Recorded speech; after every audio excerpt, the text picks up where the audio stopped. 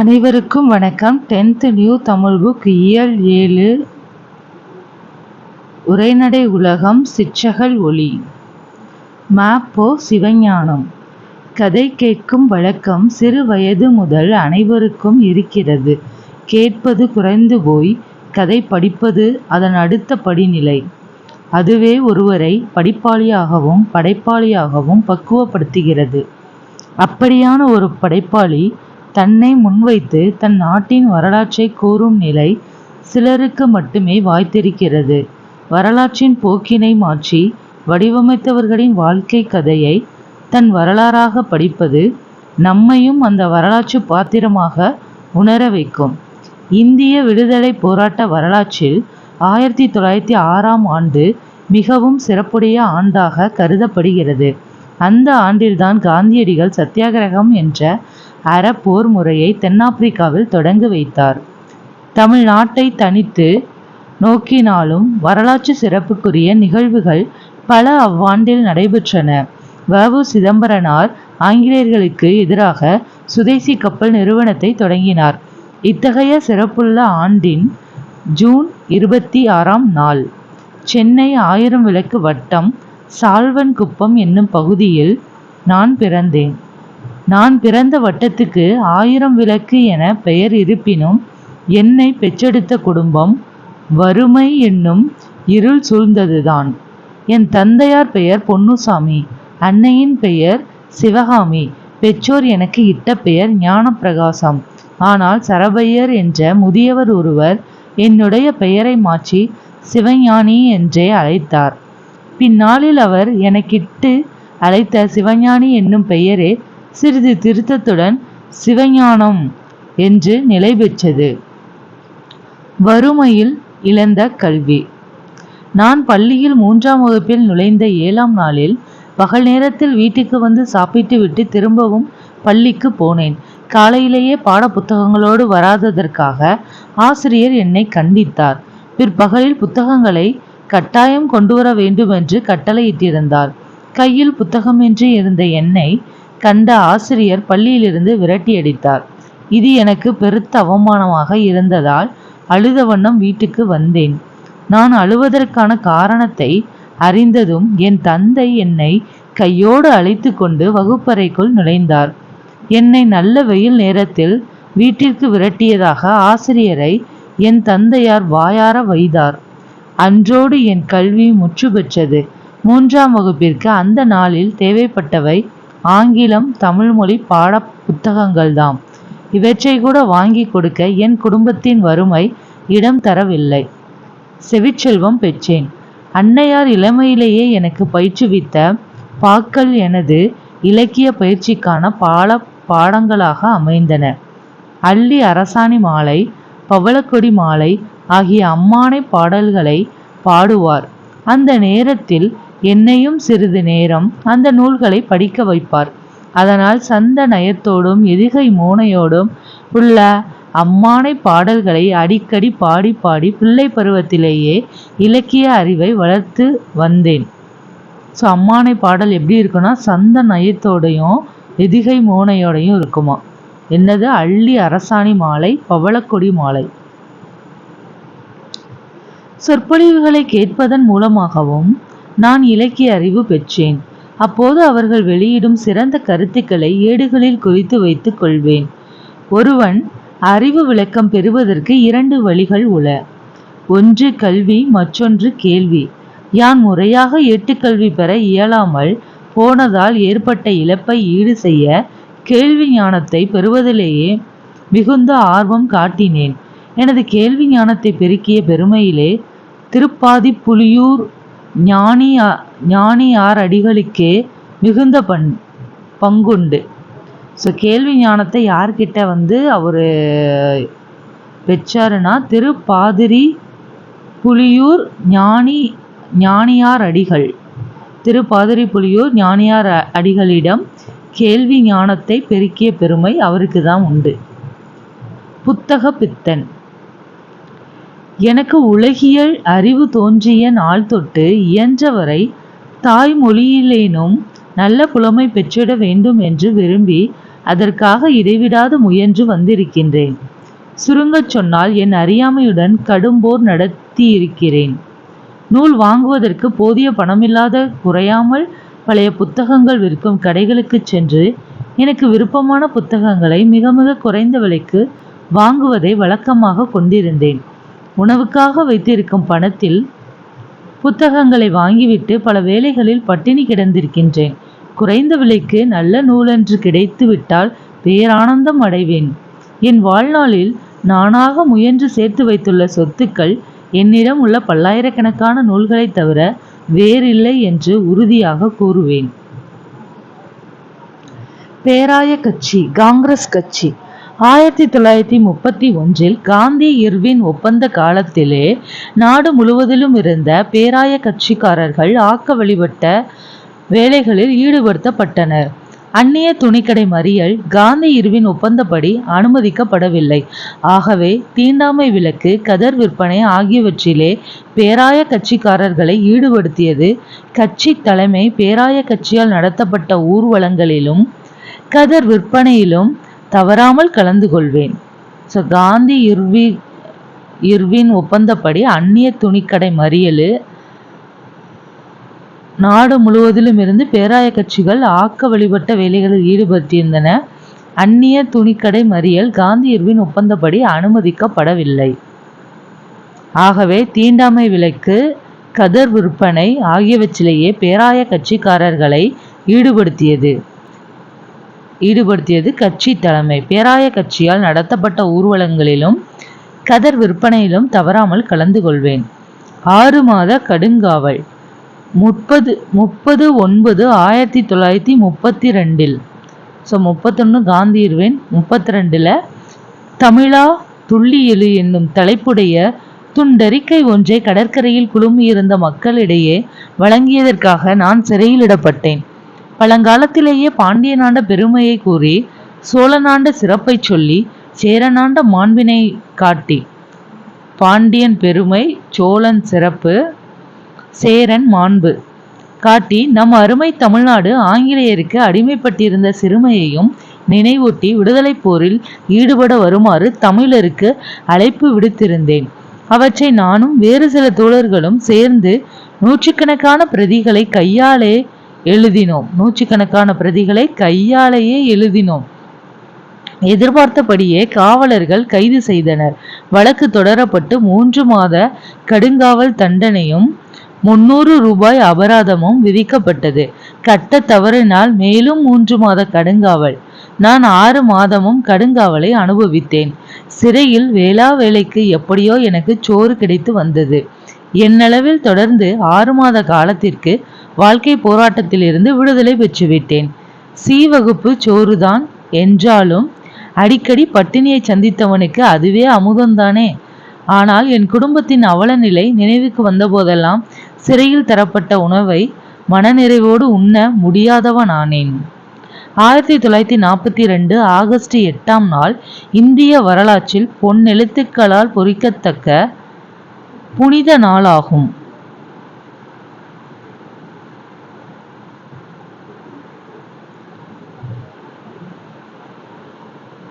அன்றுதான் இந்தியாவை விட்டு வெள்ளையனே வெளியேறு என்ற தீர்மானத்தை பம்பாயில் கூடிய அகில இந்திய பேராய கட்சி ஒருமனதாக நிறைவேற்றியது. தேசம் முழுவதுமே அன்று புத்துயிர் பெற்றது. நாடெங்கும் தலைவர்கள் கைதான நிலையிலும் நானும் ஆகஸ்ட் 13ஆம் நாள் வேலூர் மத்திய சிறைச்சாலையில் அடைக்கப்பட்டேன். காமராசர், தீரர் சத்தியமூர்த்தி, பிரகாசம் உட்பட தென்னகத்தின் முன்னணி தலைவர்கள் பலரை அங்கு நான் கண்டேன். சில நாட்களுக்கு பின் அங்கிருந்து அமராவதி சிறைக்கு மாற்றினார். சிறைச்சாலையிலிருந்து எங்களுக்கு ஒதுக்கப்பட்ட இடத்தின் மேற்கூரை துத்தநாக தகடுகளால் வேயப்பட்டிருந்தது. கோடை காலத்தில் 120 பாகை அளவில் வெயில் காயக்கூடிய பகுதியில் மின்சார விசிறி கூட இல்லாமல் எங்களுடைய நிலை மிகவும் இறங்கத்தக்கதாக இருந்தது. தமிழகம் பற்றிய கனவு. 1947 ஆகஸ்ட் 15ஆம் நாளன்று சென்னை மாநகரில் விடுதலை விழா கொண்டாடி முடிந்ததும் மறுநாள் காலை நாங்கள் ஒரு குழுவாக வடக்கெல்லைக்கு சென்றோம். இதுவே வடக்கெல்லை மீட்சிக்கான முதல் முயற்சியாக அமைந்தது. ஆசிரியர் மங்கள கிழார் என்ற சுமார் 55 வயதுடைய பெரியாரின் அழைப்பின் மீதே நாங்கள் வடக்கெல்லைக்கு சென்றோம். அவர் சிறந்த தமிழ் அறிஞர். இந்திய விடுதலைக்கு பிறகு மாநிலங்களை மொழிவாரியாக பிரித்தனர். அப்போது ஆந்திர தலைவர்கள் சித்தூர் மாவட்டம் முழுவதையும் புதிதாக அமையவிருக்கும் ஆந்திர மாநிலத்துடன் இணைக்க விரும்பினர். அச்சூழலில் வடக்கெல்லை தமிழ் மக்களை ஒருங்கிணைத்து தமிழ் உணர்வு கொள்ளச் செய்தவர் தமிழாசான் மங்களங்கிழார். அவருடன் இணைந்து தமிழரசு கழகம் சென்னையிலும் திருத்தணியிலும் தமிழர் மாநாடு நடத்தியது. தமிழரசு கழகம் சென்னையிலும் திருத்தணியிலும் தமிழர் மாநாடு நடத்தியது. சித்தூர், புத்தூர், திருத்தணி ஆகிய இடங்களிலும் வடக்கெல்லை போராட்டத்தை தொடங்கியது. போராட்டத்தில் ஈடுபட்ட நான், மங்களகிழார், விநாயகம், ES தியாகராஜன், ரஷீத் என ஏராளமானோர் சிறைப்பட்டோம். போராட்டத்தில் ஈடுபட்டு ராஜமுந்திரி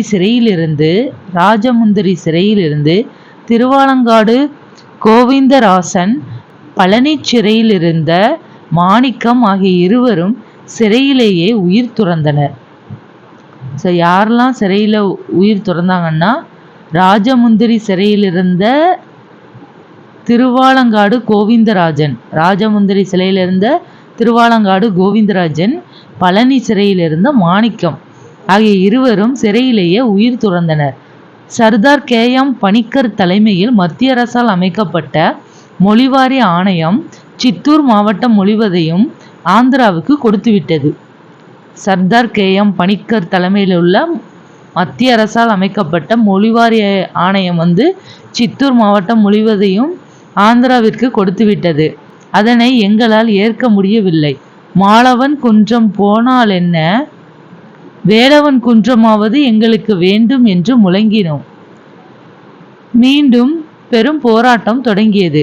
அதன் விளைவாக படாஸ்கர் ஆணையம் அமைக்கப்பட்டு திருத்தணி வரையுள்ள தமிழ் நிலங்கள் மீட்கப்பட்டன. ஸோ படாஸ்கர் ஆணையத்தின் மூலமாக நமக்கு திருத்தணியை தமிழ் நிலத்தோட சேர்த்தாங்க. சென்னையை மீட்போம்.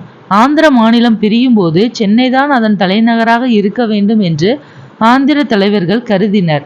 அந்நாள் முதல்வர் ராஜாஜிக்கு நிலைமையின் தீவிரத்தை உணர்த்திய போது தலைநகர் காக்க தன் முதலமைச்சர் பதவியை துறக்கவும் அவர் முன்வந்தார். சென்னை மாகாணத்திலிருந்து பிரித்து ஆந்திரம் அமைவதற்காக ஏற்படுத்தியிருந்த நீதிபதி வாஞ்சி தலைமையிலான ஒரு நபர் ஆணையம் ஆந்திரத்தின் தலைநகராக சென்னை இருக்க வேண்டும் என்ற இடைக்கால ஏற்பாட்டினை பரிந்துரைத்திருப்பதாக அதிகாரப்பூர்வமற்ற கருத்துக்கள் நிலவின. சென்னை மாகாணத்திலிருந்து பிரித்து ஆந்திரம் அமைவதற்காக ஏற்பட்டிருந்தது என்னதுன்னா, நீதிபதி வாஞ்சி தலைமையிலான ஒரு நபர் ஆணையம்.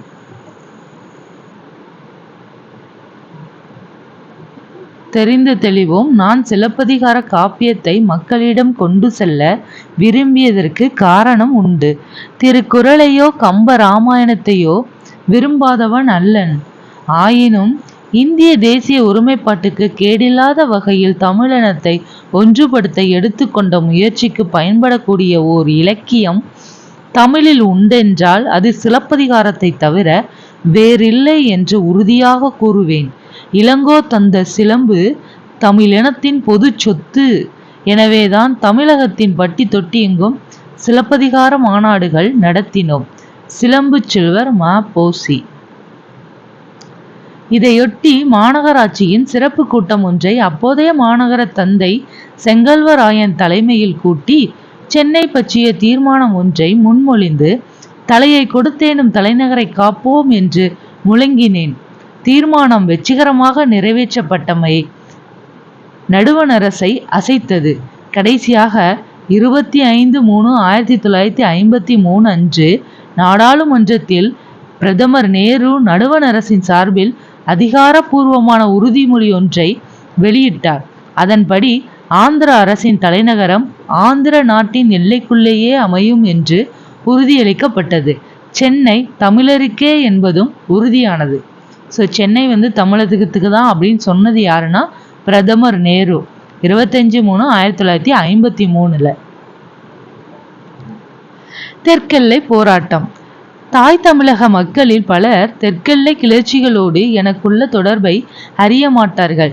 நான் முதலில் ஈடுபட்டது தெற்கெல்லை கிளர்ச்சியில்தான். 1946 அக்டோபர் 25 நாகர்கோவில் நகரின் ஒரு பகுதியான வடிவீஸ்வரத்தில் வடிவை வாலிபர் சங்கத்தின் ஆண்டு விழாவில் பேசினேன். எப்போ? 1900 சுதந்திரம் அடைகிறதுக்கு முன்னாடி, 1946 அக்டோபர் 25. அதுதான் தெற்கெல்லை கிளர்ச்சி பற்றிய எனது முதல் பேச்சு. ஸோ முதல்ல பேசினது தெற்கெல்லை கிளர்ச்சியில தான். எங்கன்னா நாகர்கோவில் நகரின் ஒரு பகுதியான வடிவீஸ்வரத்தில் வடிவை வாலிபர் சங்கத்தின் ஆண்டு விழாவில். அதுதான் தெற்கெல்லை கிளர்ச்சி பற்றிய எனது முதல் பேச்சு. அந்நாளில் திருவிதாங்கூர் சமஸ்தானம் தனி அரசாக இருந்தது. 1953-54 ஆண்டுகளில் தெற்கெல்லை பகுதிகளான கேரளா, திருவிதாங்கூர் முடியாட்சியிலிருந்து மீட்கவும் போராடினோம். ஸோ குடிமக்கள் ஆட்சி இல்லாமல் முடியாட்சியாக இருந்தது. இதுனா திருவிதாங்கூர் சமஸ்தானம். தமிழக வடக்கு தெற்கு எல்லை கிளர்ச்சிகளை தமிழகம் தழுவிய அளவில் தொடங்கி வைத்தது தமிழரசு கழகம்தான். ஸோ அப்போ என்ன கழகம் இருந்ததுன்னா தமிழரசு கழகம். தமிழக வடக்கு தெற்கு எல்லை கிளர்ச்சிகளை தமிழகம் தழுவிய அளவில் தொடங்கி வைத்தது தமிழரசு கழகம்தான் என்றாலும் அதனை நடத்துகின்ற பொறுப்பை எல்லை பகுதி மக்களிடமே விட்டு வைத்திருந்தேன். அவர்களுள் PS மணி, ம சங்கரலிங்கம், நாஞ்சில் மணிவர்மன், PJ பொன்னையா ஆகியோர் முதன்மையானவர்கள்.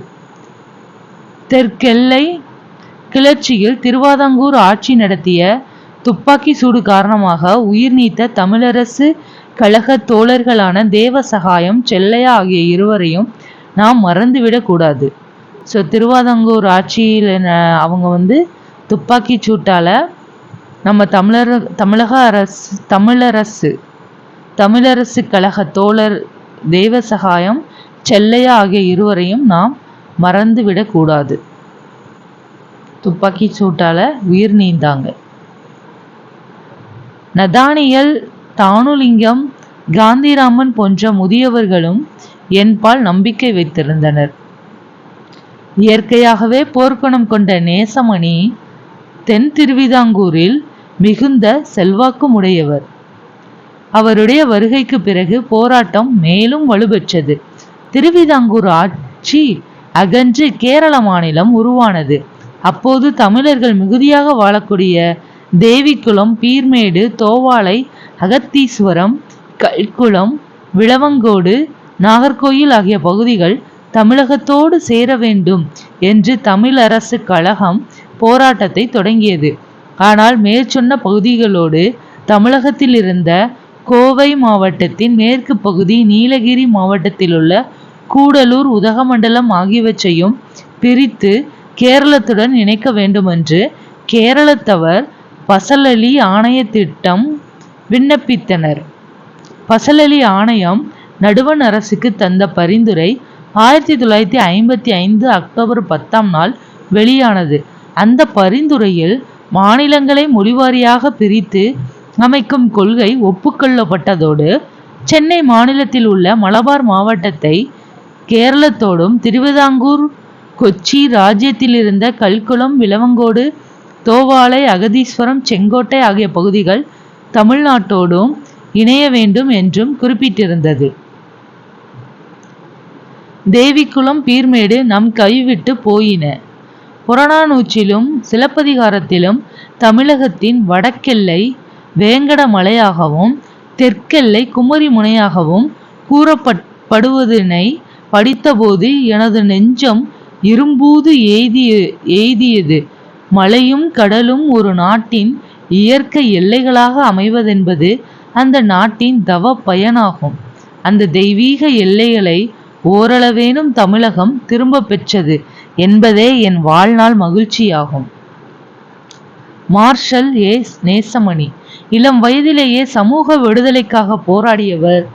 வழக்கறிஞர், நாகர்கோவில் நகர்மன்ற தலைவராகவும், சட்டமன்ற உறுப்பினராகவும், நாடாளுமன்ற உறுப்பினராகவும் பணியாற்றினார். குமரி மாவட்ட போராட்டத்தை முன்னெடுத்து சென்றவர். இதனால் மார்ஷல் நேசமணி என்று அழைக்கப்பட்டார். 1956 நவம்பர் 1ஆம் நாள் கன்னியாகுமரி மாவட்டம் தமிழ்நாட்டுடன் இணைந்து தமிழகத்தின் தென் எல்லையாக மாறியது. இவருடைய நினைவை போற்றும் வகையில் தமிழக அரசு இவருக்கு நாகர்கோவிலில் சிலையோடு மணி மண்டபமும் அமைத்துள்ளது. 1956 நவம்பர் 1 தான் கன்னியாகுமரி மாவட்டம் தமிழ்நாட்டோட இணைந்தது. அதுதான் நமக்கு தென் எல்லையாக மாறியது. இவருடைய நினைவை போற்றும் வகையில தான் தமிழக அரசு இவருக்கு நாகர்கோவிலில் சிலையோடு மணி மண்டபமும் அமைத்துள்ளது. செந்தமிழ் நாடெனும் போதினிலே. தமிழ்நாடு என்றால் வாய் மணக்கும், காது இணைக்கும், உள்ளம் துள்ளும். செந்தமிழ் நாடெனும் போதினிலே இன்ப தேன் வந்து பாயுது காதினிலே என்கிறார் பாரதி. தமிழ் மொழி வழங்கும் நாடு தமிழ்நாடு என்பது மரபு. தொல்காப்பிய பாயிரம் தமிழ் கூறும் நல்லுலகம் என்கிறதல்லவா புறநானூறும். தன் தமிழ் வரைப்பு என்கிறது புறநானூறு. தன் தமிழ் வரைப்பு என்கிறது. சரிங்க, பார்த்துக்கோங்க. செந்தமிழ் நாடனும் போதினிலே இன்ப தேன் வந்து பாயுது, அது பாரதி சொன்னது. தமிழ் மொழி வழங்கும் நாடு தமிழ்நாடு என்பது மரபு. தொல்காப்பிய பாயிரம் தமிழ் கூறும் நல்லுலகம் என்கிறதல்லவா. தொல்காப்பு பாயிரம் என்ன சொல்றாங்க? தமிழ் கூறும் நல்லுலகம். தமிழ் கூறும் நல்லுலகம். தொல்காப்பிய பாயிரம். புறநானூறும் தன் தமிழ் வரைப்பு என்கிறது. புறநானூறு தன் தமிழ் வரைப்பு என்கிறது. பரிபாடல் தன் தமிழ் வேலி தமிழ்நாடு என பகிர்கிறது. ஸோ தன் தமிழ் வேலி தமிழ்நாடு, இங்கே தான் ஃபஸ்ட்டு தமிழ்நாடு பரிபாடல்ல வருது. தன் தமிழ் வேலி தமிழ்நாடு. சிலப்பதிகாரம் இமிழ்கடல் வேலியை தமிழ்நாடு ஆக்கிய என்று உரைக்கிறது. சிலப்பதிகாரம் இமிழ்கடல் வேலியை தமிழ்நாடு ஆக்கிய என்று உரைக்கிறது.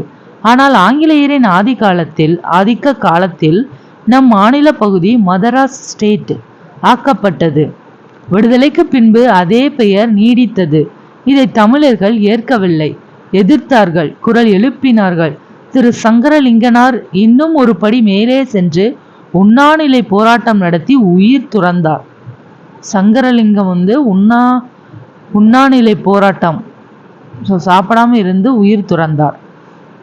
தமிழ்நாடு என்ற வேலியை காக்க மடிந்த பயிரானார். இதற்கு விடிவு தந்தவர் பேரறிஞர் அண்ணா. 1967 அறிஞர் அண்ணா ஆட்சிக்கு வந்ததும் மதராஸ் ஸ்டேட் என்ற பெயரை தமிழ்நாடு என்றாக்கினார். தமிழ் கூறும் நல்லுலகம் தமிழ்நாடு என இனிதே மலர்ந்தது.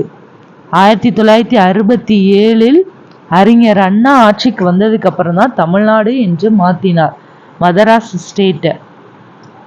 இன்னும் நாடு யாது எனில் தமிழ்நாடு என்றல் கூறியவர் இளம் பூரணார். எத்திசையும் புகழ் மணக்க கடல் கடந்த தமிழ் வணிகம். ஆஸ்திரிய நாட்டு தலைநகரமான வியன்னாவில் அமைந்துள்ள அருங்காட்சியகத்தில் பேப்ரஸ் தாளில் எழுதப்பட்ட அரிய கையெழுத்து சுவடி ஒன்று கண்டுபிடிக்கப்பட்டுள்ளது. இச்சுவடி சேரநாட்டு துறைமுகமான முசிறியில் வாழ்ந்த தமிழ் வணிகருக்கும் எகிப்து நாட்டின் அலெக்சாண்ட்ரியா துறைமுகத்தில் வாழ்ந்த கிரேக்க வணிகருக்கும் இடையிலான வணிக ஒப்பந்தம். இது கிபி 2ஆம் நூற்றாண்டின் இடைப்பகுதியில் ஏற்படுத்தி கொள்ளப்பட்டது. இது எங்க எழுதியிருந்தாங்கன்னா ஆஸ்திரிய நாட்டு தலைநகரமான வியன்னாவில் அமைந்துள்ள அருங்காட்சியகத்தில் உள்ள பேப்ரஸ் தாளில் எழுதப்பட்ட அரிய கையெழுத்து சுவடியாம். நூல்வெளி. மாப்போ சிவஞானத்தின் எனது போராட்டம் என்னும் தன் வரலாற்று நூலில் இருந்த இக்கட்டுரை தொகுத்து வழங்கப்பட்டுள்ளது. சிலம்பு செல்வர் என்று போற்றப்படும் மாப்போ சிவஞானம் 1906 பிறப்பு, 1995 இறப்பு. விடுதலை போராட்ட வீரர். 1952 முதல் 54 வரை சட்டமன்ற மேலவை உறுப்பினராகவும் 72 முதல் 78 வரை சட்டமன்ற மேலவை தலைவராகவும் பதவி வகித்துள்ளார். தமிழரசு கழகத்தை தொடங்கியவர். வள்ளலார் கண்ட ஒருமைப்பாடு என்னும் இவருடைய நூலுக்காக 1966ஆம் ஆண்டு சாகித்ய அகாதமி விருது பெற்றார். தமிழக அரசு திருத்தணியிலும் சென்னை தியாகராய நகரிலும் இவருக்கு சிலை அமைத்துள்ளது. நன்றி.